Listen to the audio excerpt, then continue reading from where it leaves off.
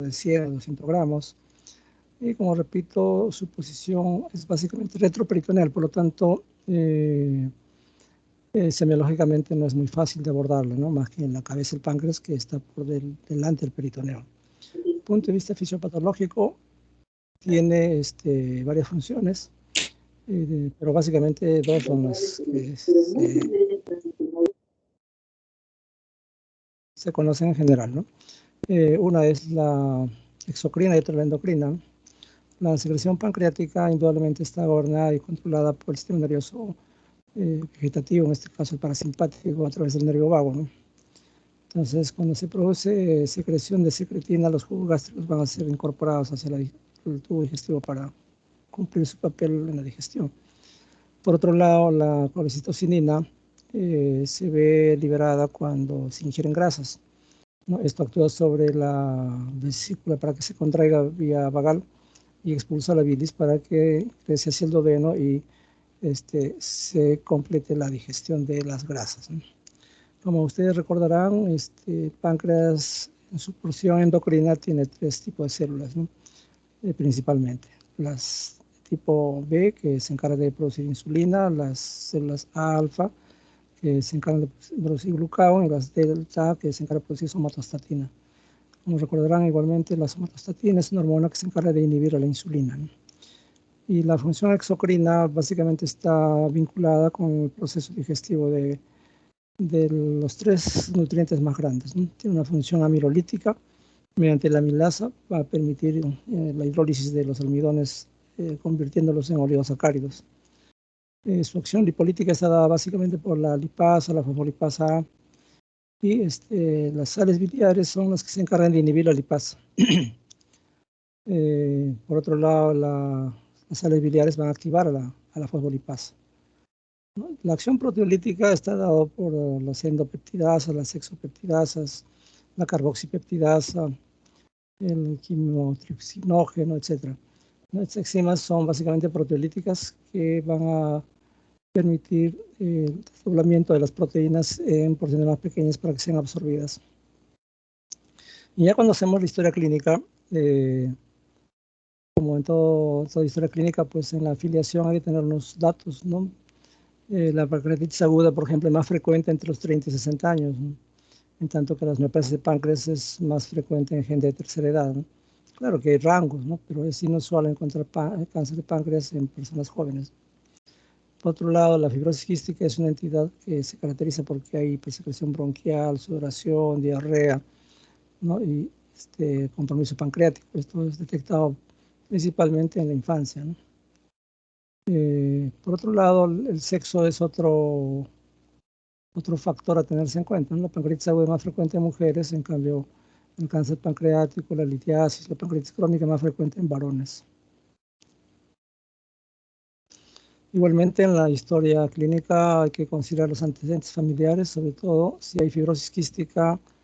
Esta es una enfermedad hereditaria con componente autosómico recesivo, y la pancreatitis crónica es autosómico dominante, que son entidades hereditarias, ¿no? Ya vamos a ver que hay pancreatitis crónica por otros motivos que no son hereditarias. Y la predisposición, pues la pancreatitis básicamente considerar esta posibilidad en personas obesas, en personas que tienen una dieta muy grande, con contenido lipídico principalmente. Y entre los antecedentes patológicos, ten en cuenta gente que es portadora de litiasis en vesículo oncolédoco, pacientes que han tenido fiebre tifoidea. La tifoidea es una entidad que, si no es tratada adecuadamente, puede generar problemas crónicos, ¿no? Por ejemplo, en la época de la pandemia que hubo acá en Lima por los 80, la fiebre tifoidea era sumamente frecuente. Y entonces le daban tratamiento, los primeros 7, 8 días no había respuesta, y al noveno, 10º día caía la fiebre y la gente ya no quería tomar medicamentos, ¿no? La idea es tomar mínimo 14 días. Cuando no se completa el tratamiento, las salmonelas se esconden en la vesícula, y a partir de ahí va generando nuevos cuadros de tifoidea con afección del páncreas también, ¿no? Igualmente el alcoholismo crónico es otro antecedente a tenerse en cuenta. Recuerden que La pancreatitis, entre sus dos causas más importantes están la litiasis vesicular y el alcoholismo crónico. 80% de los casos son por esas dos situaciones. El saturnismo es una intoxicación por plomo, también se llama plumbismo, puede afectar el páncreas, ¿no? Pero muy raramente. Por otro lado, los traumatismos deben ser reconocidos como eventuales generadores de pancreatitis, ¿no? Por ejemplo, la CEPRE. La CEPRE es la colangiopancreato retrógrada endoscópica. Es un procedimiento que hacen los gastroenterólogos para fines diagnósticos, para fines terapéuticos. Consiste en hacer una endoscopia digestiva alta, se llega hasta la duodeno, luego se hace una papilotomía y se ingresa al colédoco. Entonces podemos tomar biopsias a ese nivel cuando se sospecha, por ejemplo, un colangiocarcinoma, un ampuloma, o se pueden extraer parásitos, cálculos en caso que eso esté produciendo una obstrucción. ¿Y por qué es importante esto? Porque en manos inexpertas es una causa de pancreatitis. En nuestro hospital, cuando aparece una pancreatitis por post-CEPRE, aparecen 1 y 2 más, ¿no? Entonces, siempre de a 3 vienen. ¿Y por qué ocurre eso? Porque, como digo, en nuestro medio, los residentes de gastro generalmente hacen 3 años de entrenamiento y en el primer año rotan los pabellones de medicina interna, y a partir del segundo año ya van a su servicio. Y en el segundo año pues están intentando hacer endoscopías, entre ellas CEPRE, ¿no? Lo cual no es un procedimiento que se le pueda encargar a ellos, ¿no? En Japón, la residencia en gastroenterología dura 5 años, ¿no? Al tercer año recién les dan para que practiquen en muñecos, ¿no? Al cuarto año están intentando hacer una que otra, el quinto año recién les dan una CEPRE. Pero acá al segundo año ya están tratando de hacer CEPRE. No es un procedimiento fácil, puesto que el intestino se mueve, hay que estar paralizándolo, y a veces en ese intento de canular el colédoco se lastima o se produce edema del esfínter de Oddi, y eso genera obstrucción y finalmente termina en pancreatitis. Entonces este es un aspecto importante a tenerse en cuenta, ¿no? Entre joven es ocasionador de pancreatitis. Entonces, estos antecedentes de parasitosis, flación, ascaris deben ser tomados en cuenta como parte de la historia clínica. Y ya cuando hacemos la enfermedad actual, el dolor pues es uno de los síntomas prominentes, ¿no? Indudablemente la pancreatitis aguda es la que va a cursar con uno de los dolores más intensos que hay, ¿no? Es un dolor de inicio súbito, violento, se localiza en el epigastro, se irradia en cinturón, ¿no? Hacia la izquierda, pero luego puede generalizarse, ¿no? Es un dolor continuo, no es un dolor intermitente, no es un dolor episódico, y en ocasiones lleva el shock neurogénico. De solo presentar dolor, el paciente hace hipotensión arterial, comienza a sudar frío, ¿no?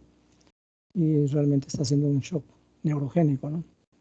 Acompañada de sensación de muerte, y habitualmente los vómitos son constantes, ¿no? Por otro lado, se produce un hilio reflejo, ¿no? Un hilio paralítico reflejo. ¿En qué consiste? En que cuando se produce una pancreatitis se secuestran líquidos a ese nivel, ¿no? Y la cantidad de líquidos que se quedan allí son más o menos el 10% del peso corporal. Si la persona pesa 60 kilos, hay 6 litros de agua ahí.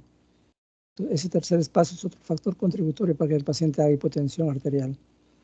Entonces, esa inflamación hace que el intestino o el asa intestinal que está próxima ahí se paralice. Eso se llama hilio paralítico reflejo. Existe un signo que se llama el signo del asa centinela, ¿no? Es un asa intestinal que le está haciendo guardia al páncreas que está inflamado. Y a veces se produce un hilio pues muy grande, acompañado inclusive de un sangrado a nivel de la piel, ¿no?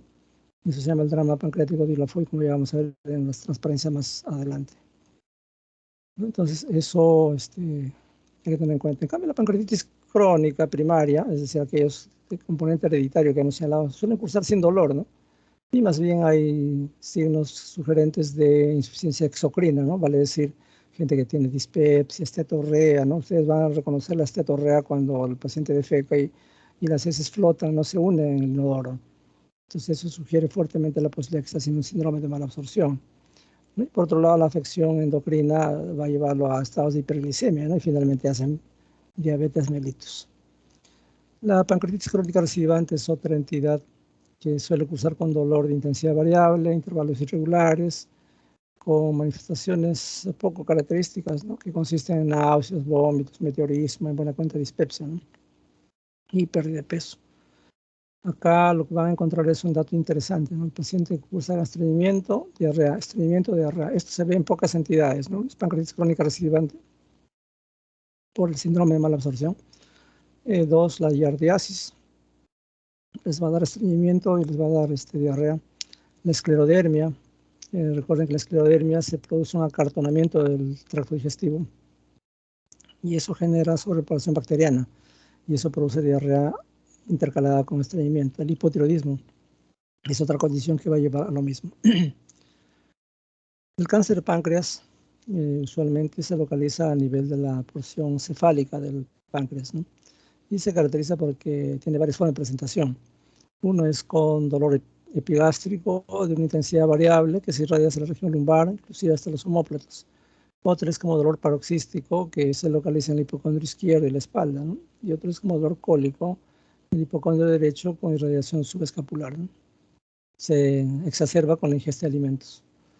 La litiasis pancreática no es inusual, puede acompañarse de cólicos. Toda víscera hueca, pues cuando se ve obstruida, trata de hacer espasmos para deshacerse de esa obstrucción, ¿no? Entonces el paciente presenta cólico, aunque puede irradiarse a la parte costolumbar, a la escápula inclusive, ¿no? Presenta abundante cialorrea, bastante salivación, y existe descrito una franja hiperestésica de Kass que en las transparencias posteriores vamos a verlo, ¿no? Y suelen cursar con hiperamilasemia, hiperamilasuria, ¿no? O ambas. Otro signo que ustedes van a encontrar en la enfermedad actual es la ictericia. La ictericia, en el 26% de los casos, suele acompañar a la pancreatitis aguda, ¿no? Sobre todo aquellos pacientes que tienen litiasis. En la pancreatitis crónica en forma tardía puede haber ictericia, ¿no? Esto se debe a que en el tracto biliar puede haber cálculos, ¿no? El cáncer de la cabeza del páncreas, el 75% de los casos es sin dolor, ¿no? El 25% es dolor persistente, progresivo, ¿no? Y obviamente también puede alcanzar un tono oscuro, ¿no? Esta ictericia melánica que les hemos conversado los primeros días, hemos dicho que la ictericia puede ser de 4 tonalidades, ¿no?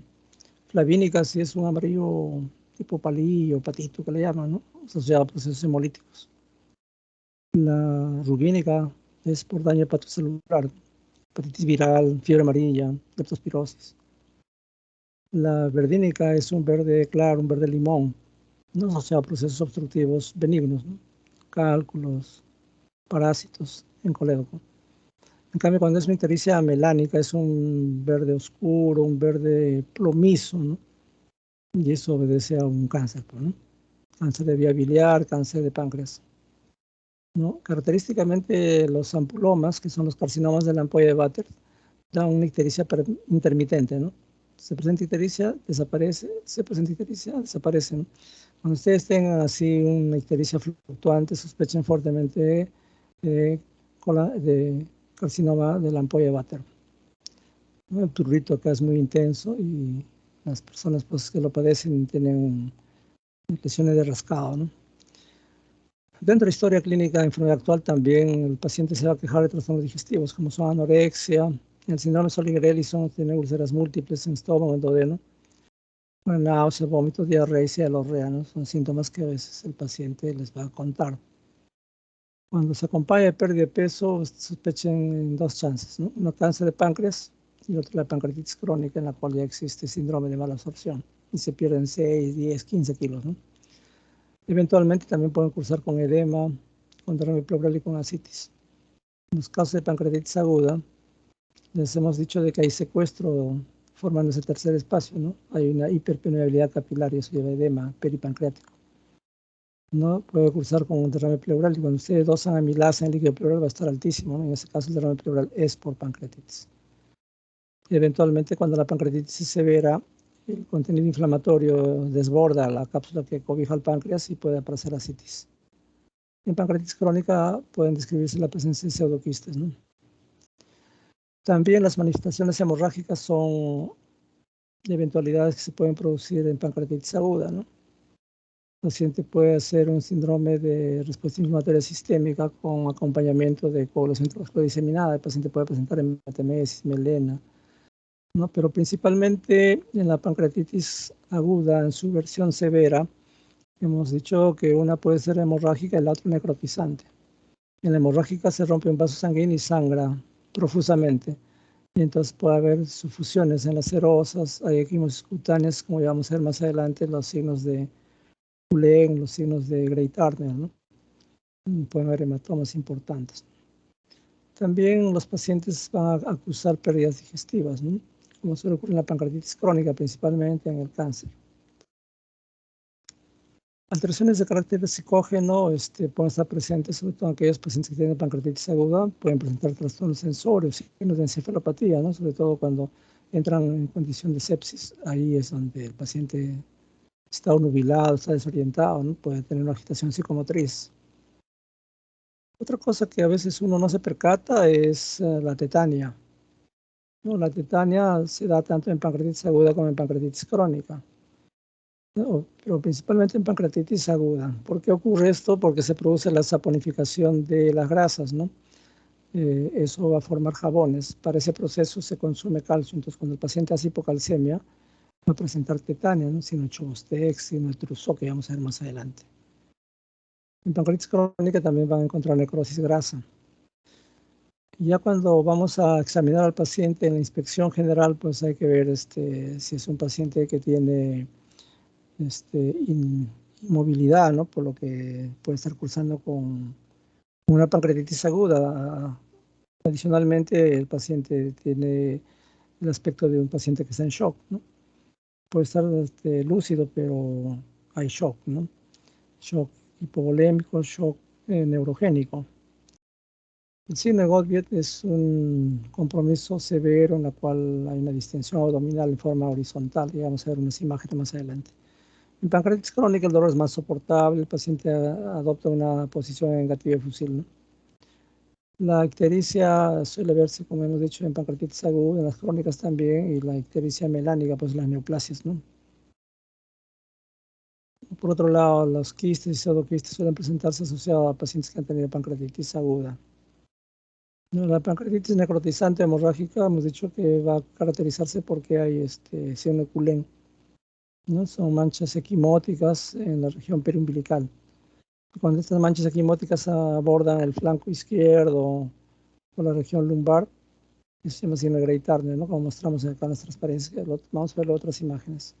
Pueden producirse fístulas, ¿no? Entre la piel y el páncreas, ¿no? O sea, fístulas pancreatocutáneas, ¿no? Producto de una necrosis pancreática importante. Entonces acá tienen así una Cullen, equimosis periumbilical. Esto nos dice que el paciente está cursando con una pancreatitis de cabeza hemorrágica, ¿no? Entonces esa hemorragia hace que se presente equimosis periumbilical. Y cuando es una pancreatitis hemorrágica presentando el signo de Grey-Turner o de Halsted también se llama, va a presentar equimosis en el hipocondrio izquierdo, flanco izquierdo, la región lumbar, ¿no? Este es el signo de Trousseau. El Trousseau se busca cuando ustedes sospechan que hay hipocalcemia, porque el paciente se va a quejar de calambres. Entonces, cuando ustedes le buscan el Trousseau, tienen que tomar la presión arterial, por decir, tiene 13,7. Entonces, cogen la media de la presión arterial, en este caso es 13 más 7, son 20 entre los 100. Entonces, lo dejan en 100 el manguito, y el paciente comienza a hacer la contractura de los dedos de la mano, ¿no? Tal como muestra la figura. Eso significa que hay una hipocalcemia evidente, ¿no? El Chobostec, que cuando le percuten el macetero se produce una especie de risa sardónica, ¿no? Se contractura el macetero. En la palpación hay que ver cómo está el tono de la pared abdominal. Hay zonas de gran dolor, zonas hiperalgésicas, y obviamente hay que buscar los puntos dolorosos cuando la sospecha es de una pancreatitis de cabeza. Igualmente hay que valorar la vesícula. La vesícula no es palpable, pero por lo menos buscar el punto de Murphy, por ejemplo, ¿no? Y si se logra palpar el páncreas, pues ver el tamaño, la consistencia, ¿no? Si es duro, si es de consistencia cauchosa, por ejemplo. En cuanto a la tonicidad de la pared del abdomen, en los casos de pancreatitis aguda hay una resistencia epigástrica, ¿no? Esto constituye el signo de Goblet, como se muestra acá. Y más adelante me da otra imagen más grande. La pancreatitis crónica y los carcinomas de ampolla, pues la palpación no va a encontrar mucha cosa, ¿no? Este es el signo de Goblet. Miren, una gran distensión en forma horizontal. Acá hay un masa intestinal que está paralizada y equimosis en el flanco izquierdo, ¿no? El signo de Goblet es una lesión muy aparatosa con gran componente doloroso. En pancreatitis crónica lo que van a encontrar es ¿no? Una zona de hiperalgesia con puntos dolorosos. Eso se ha dado a llamar el hemicinturón hiperalgésico de Cass. Comienza en el epigastrio y se desplaza por el flanco, llegando hasta la décima y duodécima apófisis espinosa, ¿no? De la columna dorsal. Entonces, toda esta zona es dolorosa. Se llama hemicinturón hiperalgésico de Cass. La verdad es que no es tan frecuente buscarlo, ¿no? Lo que sí, yo diría que la transparencia más importante de toda la charla es esto. ¿Ya? Entonces, el punto pancreato de Hardings, así se llama esto, también se llama punto pancreato duodeno-coledociano. Es decir, puede traducir patología de páncreas, patología de duodeno, patología de colédoco. ¿Dónde se busca? Del ombligo, se traza una línea imaginaria hacia la axila derecha, ya 6-7 centímetros, ahí está el punto de Hardings. Esa es la proyección topográfica de la cabeza del páncreas. Ustedes deprimen ahí con un dedito el abdomen 2-3 centímetros, lo unen el dedo y el paciente salta de dolor. Eso es un punto positivo, Hardings positivo, sugerente de pancreatitis aguda. Y el otro es el triángulo de Chaufard, ¿no? A esos 6 o 7 centímetros que han encontrado como punto, le trazan una perpendicular a la línea media y se va a formar un triangulito entre la línea media, su perpendicular, y ese triángulo se llama triángulo de Chaufard. Allí entran con 3 deditos y cuando presiona el paciente se va a quejar de dolor. Eso nos habla de un Chaufard positivo compatible con pancreatitis aguda. Otros puntos que yo particularmente no lo practico, pero que está escrito, es el punto de Orlowski. Consiste en que de la articulación acromioclavicular de ambos lados trazan una línea imaginaria que llega a la mitad de la línea que está entre el pubis y la espina ilíaca anterosuperior, a ese nivel. Lo mismo del otro lado, y en la intersección se forma un rombo, y cuando ustedes presionan acá, supuestamente es doloroso en el contexto de un paciente que tiene pancreatitis.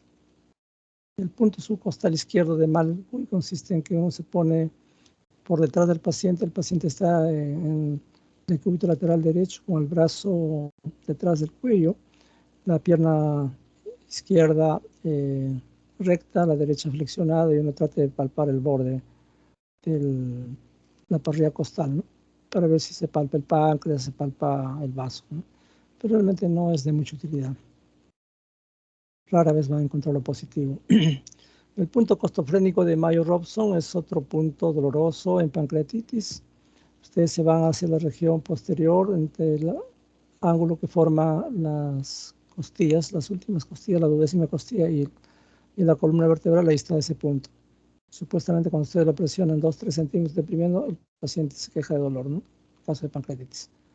El punto de Preyoni, esto corresponde a 2 dedos por encima del ombligo y un dedo a su izquierda, ¿no? Muy parecido al punto de Hardings.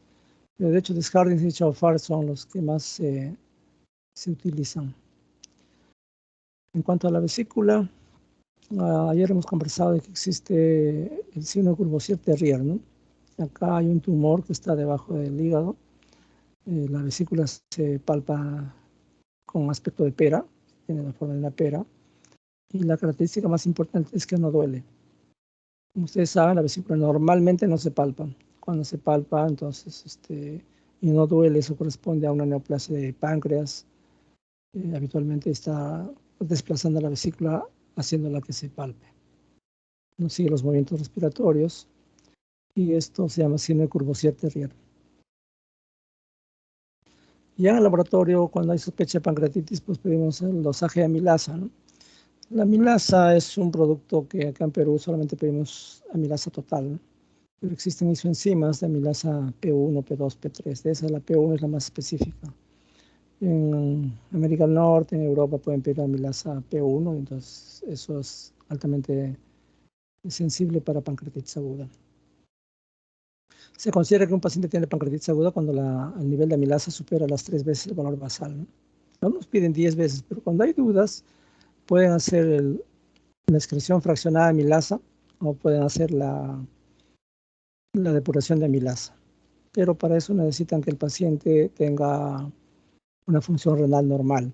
Entonces, si el paciente tiene falla renal, va a ser alto sin que tenga necesariamente pancreatitis. Entonces, ¿cómo se hace la excreción fraccionada de amilasa?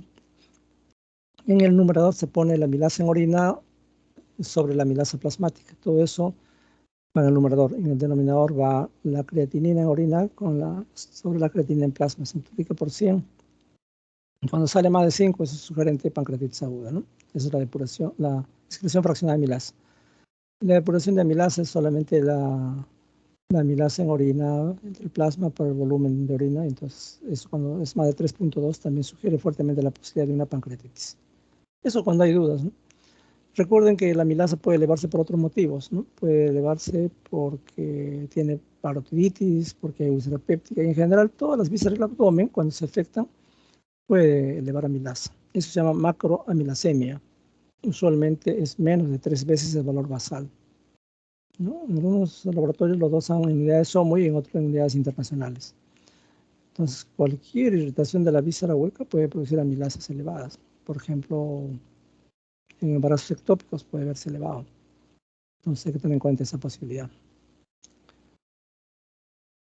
La lipasa es mucho más específico, pero lamentablemente se eleva 5 o 6 días después que ha iniciado el evento de pancreatitis.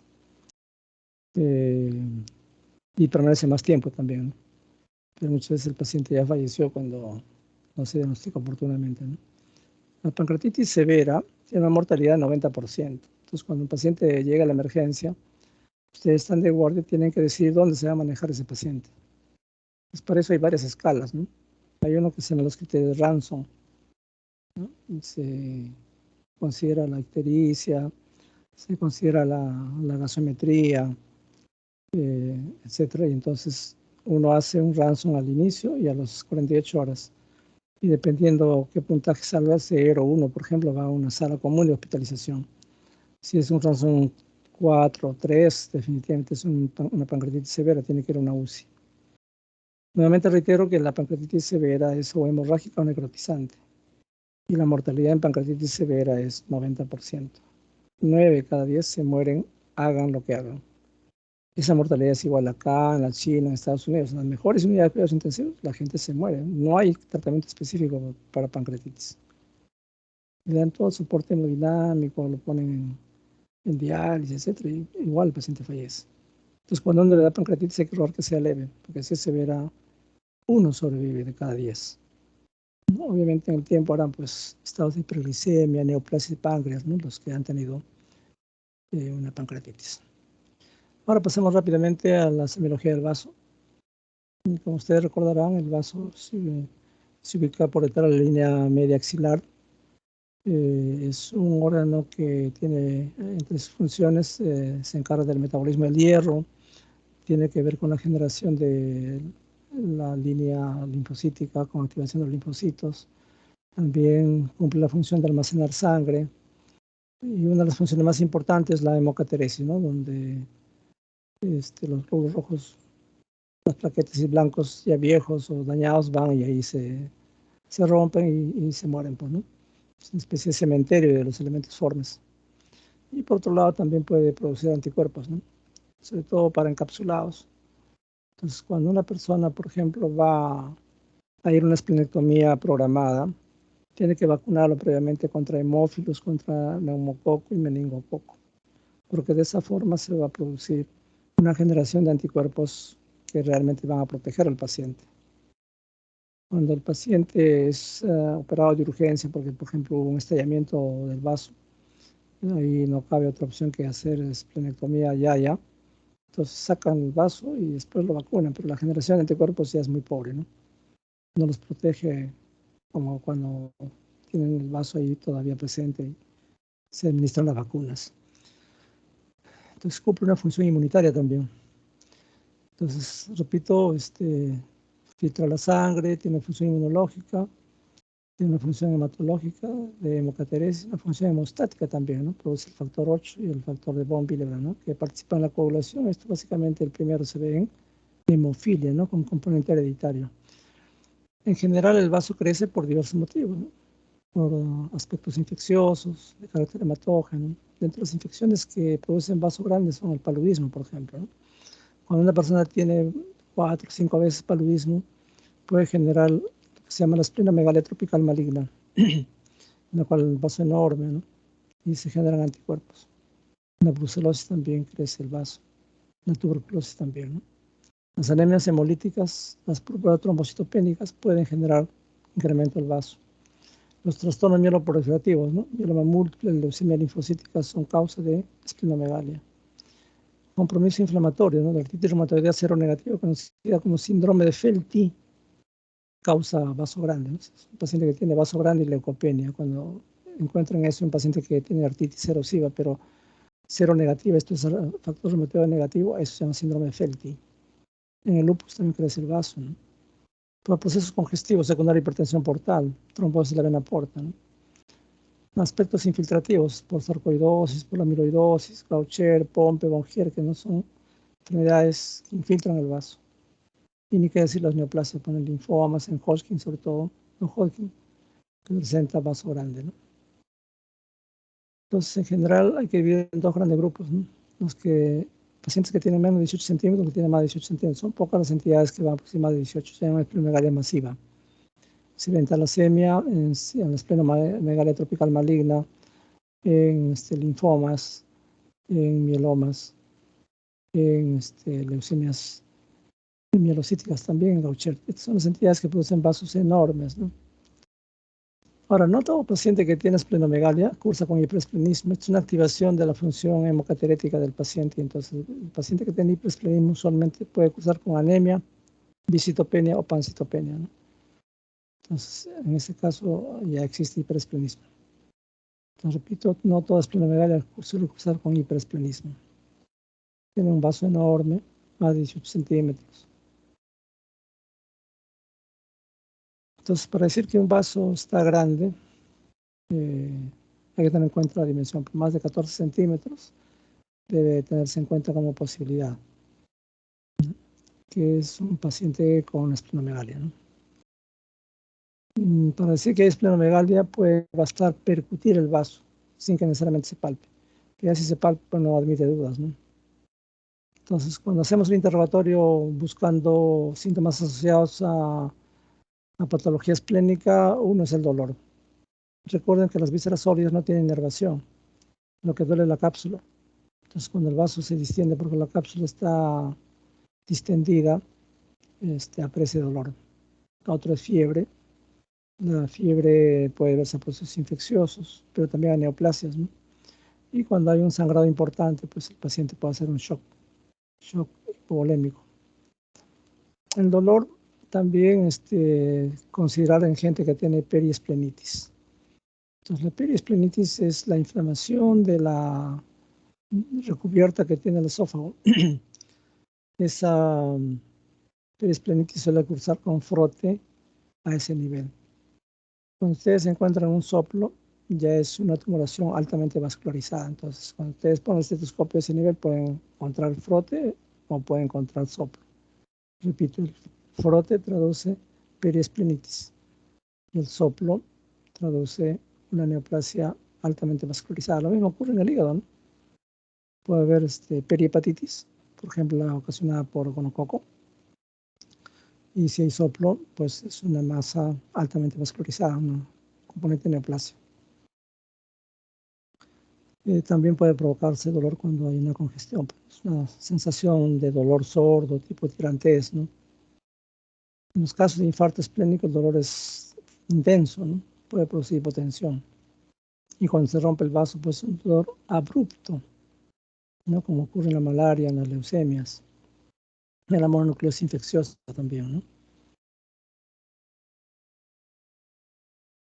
Cuando se hace inspección del vaso hay que ver si hay asimetría del abdomen, si hay un abovedamiento localizado en el hipocondrio izquierdo, ¿no? si hay un abombamiento en la base del mitoris izquierdo también, ¿no? Si hay circulación venosa ortocava, ¿no? Eso se ve en pacientes que tienen cirrosis con esplenomegalia, como ya hemos conversado anteriormente, ¿no? En relación a trombosis de la vena porta. Entonces, en palpación se sabe pues, que el vaso normalmente no se debe palpar, ¿no? En ocasiones se va a palpar pues, porque el vaso se ha descolgado, se ha caído, ¿no? Entonces, eso hay que tener cuidado, igual que en el hígado, tratar de establecer que no haya una tosis esplénica.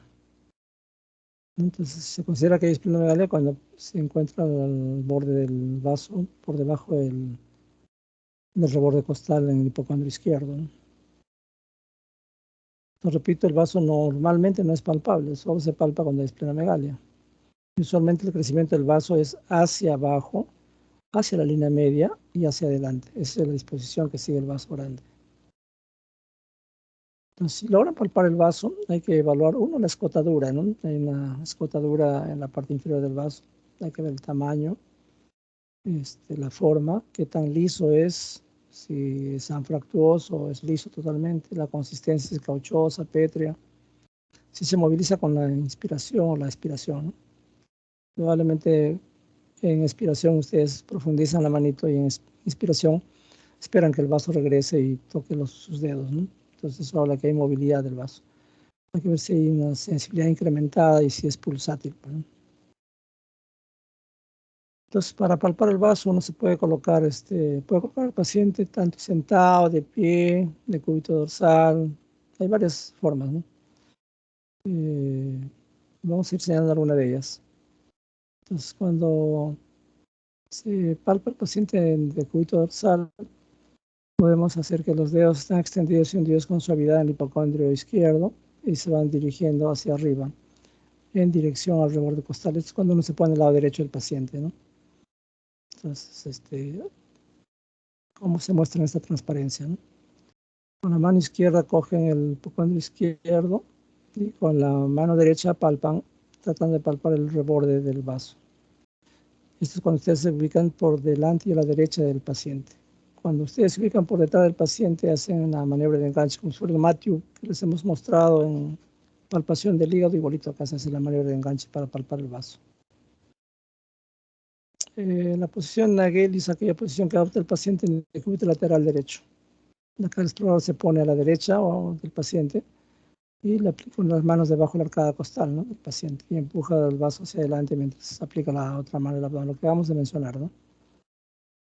La posición de Merlo es el decúbito dorsal derecho. El paciente está en esta posición y entonces uno con la mano derecha dispuesta en forma de gancho como el Matthew se pone por debajo del reborde costal, ¿no?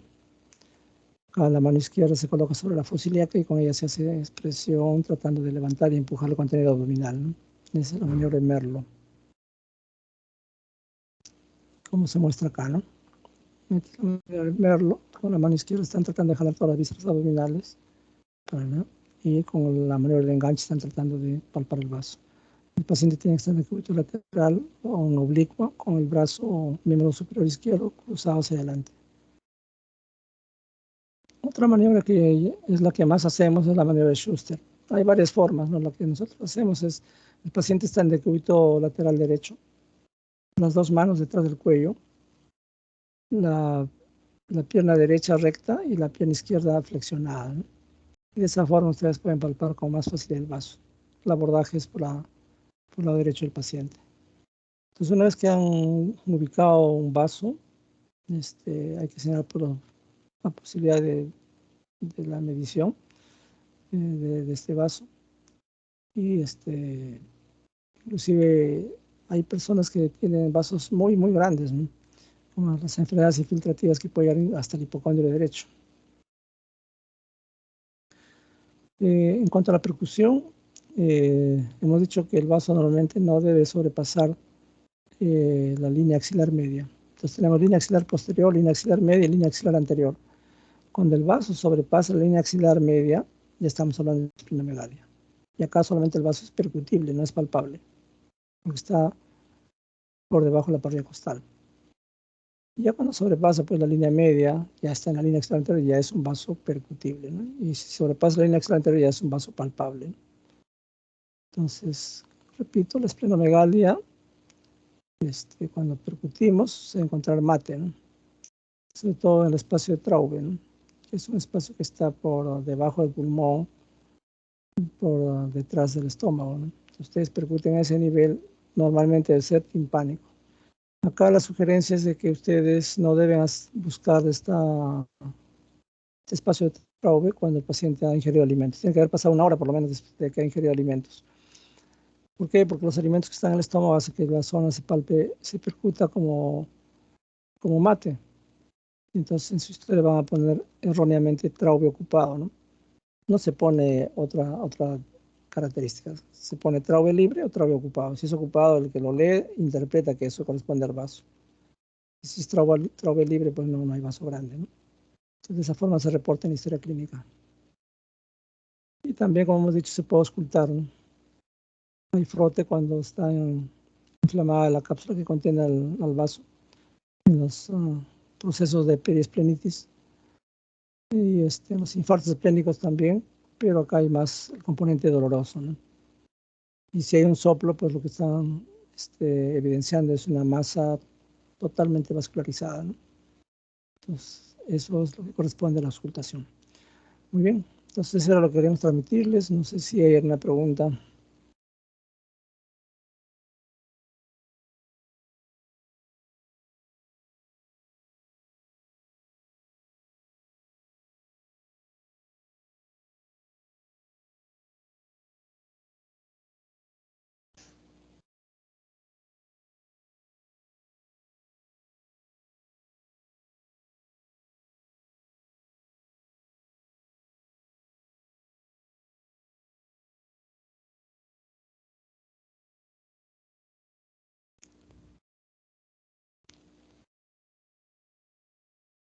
Muy bien, si me preguntan, les agradezco su atención. Eso sería toda mi parte. Que tengan buenos días. Hasta luego. Gracias, doctor. Hasta luego.